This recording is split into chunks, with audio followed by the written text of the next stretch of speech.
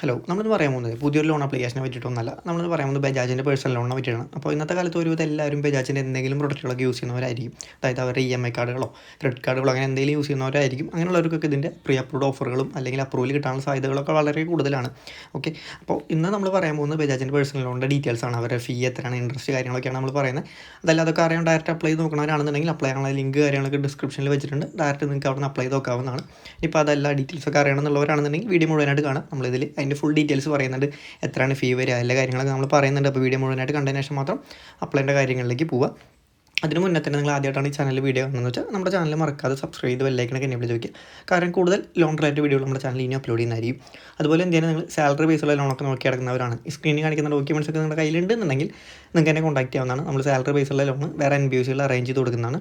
അതുകൂടാതെ തന്നെ നമ്മൾ EMI കാർഡുകൾ, ആമസോൺ, ഫ്ലിപ്കാർട്ട്, പേ ലെറ്ററുകൾ ഇവയിലെ ലിമിറ്റൊക്കെ കൺവേർട്ട് ചെയ്ത് കൊടുക്കുന്നുണ്ട്. അതുപോലെ തന്നെ ക്രെഡിറ്റ് കാർഡുകൾ ലിമിറ്റ് സ്പോട്ടിൽ തന്നെ കൺവേർട്ട് ചെയ്ത് ക്യാഷാക്കി കൊടുക്കുന്നുണ്ട്. അപ്പോൾ നിങ്ങൾക്ക് കോൺടാക്ട് ചെയ്യാവുന്നതാണ്. കോൺടാക്റ്റുള്ള നമ്പർ കാര്യങ്ങളൊക്കെ ഡിസ്ക്രിപ്ഷനിൽ വെച്ചിട്ടുണ്ട്, അല്ലെങ്കിൽ സ്ക്രീനിൽ കാണിക്കുന്നുണ്ട്. അപ്പോൾ നമുക്ക് ഇനി ഇവരുടെ ഡീറ്റെയിൽസ് എന്തൊക്കെയാണെന്ന് നോക്കാം. ഇവർ 20,000 തൊട്ട് 50 ലക്ഷം വരെയുള്ള ലോൺ എമൗണ്ടാണ് പ്രൊവൈഡ് ചെയ്യുന്നത്. 50 ലക്ഷം എന്ന് പറഞ്ഞാൽ അത്രയും നമ്മൾ എക്സ്പെക്ട് ചെയ്യേണ്ട, നമ്മളൊരു 5 ലക്ഷത്തിന് താഴെയുള്ള എമൗണ്ട് എക്സ്പെക്ട് ചെയ്താൽ മതി. പിന്നെ ഇവർ ടെന്യൂറായിട്ട് പ്രൊവൈഡ് ചെയ്യുന്നത് 12 മാസം തൊട്ട് 96 മാസം വരെയുള്ള ടെന്യൂർ സെലക്ട് ചെയ്യാൻ പറ്റുന്നതാണ് ഇവർ പറയുന്നത്. പക്ഷേ നമുക്ക് അത്രയൊന്നും ആവശ്യമില്ല. നോർമലി എല്ലാവരും ഒരു 12, 24, 36 ഇതുവരെയുള്ള ടെന്യൂറുകളൊക്കെ തന്നെ സെലക്ട് ചെയ്യാറുള്ളൂ. പിന്നെ നമുക്ക് ഏജ് പറയുന്നവർ 21-നും 80 വയസ്സിനും ഇടയിലുള്ളവർക്ക് നമുക്ക് ഇതിൽ അപ്ലൈ ചെയ്യാനുള്ള സാധ്യതകളുണ്ട്. അപ്ലൈ ചെയ്ത് അപ്രൂവൽ കിട്ടാനുള്ള സാധ്യതകളുണ്ടെന്നാണ് പറയുന്നത്. പിന്നെ സിബിൽ 685 പ്ലസ് ഉണ്ടെങ്കിൽ കിട്ടും എന്നാണ് പറയുന്നത്. പക്ഷേ സിബിലിൽ എന്താ പറയുക, ലേറ്റ് പേയ്മെൻറ്റ് അങ്ങനത്തെ കുറേ കാര്യങ്ങളൊക്കെ ഉണ്ടെന്നുണ്ടെങ്കിൽ നമുക്ക് അപ്രൂവൽ കിട്ടാനുള്ള സാധ്യതകൾ വളരെ കുറവാണ്. പിന്നെ സെൽഫ് എംപ്ലോയിഡ് ആണെന്നുണ്ടെങ്കിലും സാലറിഡ് ആണെന്നുണ്ടെങ്കിലും അപ്ലൈ ചെയ്യാമെന്നാണ് പറയുന്നത്. അതിൽ സെൽഫ് എംപ്ലോയിഡ് ആണെന്നുണ്ടെങ്കിൽ നിങ്ങൾക്ക് ഇവരുടെ എന്തെങ്കിലും പ്രൊഡക്റ്റുകൾ കാര്യങ്ങളൊക്കെ ഉണ്ടെങ്കിൽ, അതായത് ഇവരുടെ EMI കാർഡ്, ക്രെഡിറ്റ് കാർഡ് അങ്ങനെ എന്തെങ്കിലുമൊക്കെ ഉണ്ടെങ്കിൽ മാത്രമാണ് അപ്രൂവൽ കിട്ടാനുള്ള സാധ്യതയുള്ളൂ. കൂടുതലും സാലറിഡ് ആയിട്ടുള്ള ആൾക്കാർക്കാണ് ഡയറക്റ്റ് അപ്ലൈ ചെയ്ത് കഴിഞ്ഞാൽ ഫസ്റ്റ് ടൈമിന് അപ്രൂവൽ കിട്ടാനുള്ള സാധ്യതകളുള്ളൂ.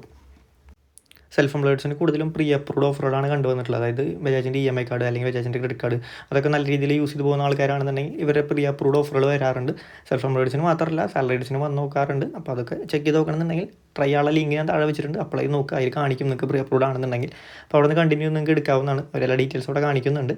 പിന്നെ ഇവർ ഇൻട്രസ്റ്റ് റേറ്റ് പറയുന്നത് 10% തൊട്ട് 31% ഉള്ളിലായിരിക്കും ഇൻട്രസ്റ്റ് റേറ്റ് വരിക.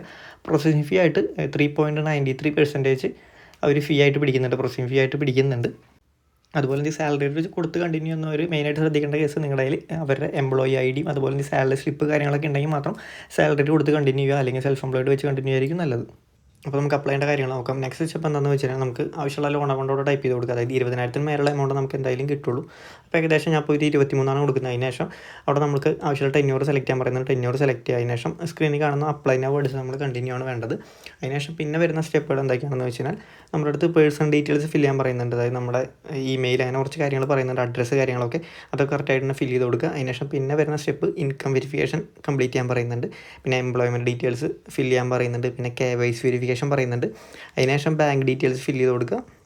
പിന്നെ ഒരു എഗ്രിമെൻറ്റ് സൈൻ ചെയ്യാനുണ്ടായിരിക്കും. അതിനുശേഷം ഡിസ്പേഴ്സലിൻ്റെ സ്റ്റെപ്പ് ഉണ്ടാവുക. 24 മണിക്കൂറിനുള്ളിൽ ഡിസ്പേഴ്സൽ കിട്ടുമെന്നാണ് പറയുന്നത്. അതിന് മുന്നേ തന്നെ അവർ നിങ്ങളെ കോൺടാക്ട് ചെയ്യുക കാര്യങ്ങളൊക്കെ ചെയ്യും, കസ്റ്റമർ കെയർ കോൺടാക്ട് ചെയ്യുക കാര്യങ്ങളൊക്കെ ചെയ്യും. അതിനുശേഷമൊക്കെ ആയിരിക്കും ഡിസ്പേഴ്സൽ ഉണ്ടാവുള്ളൂ.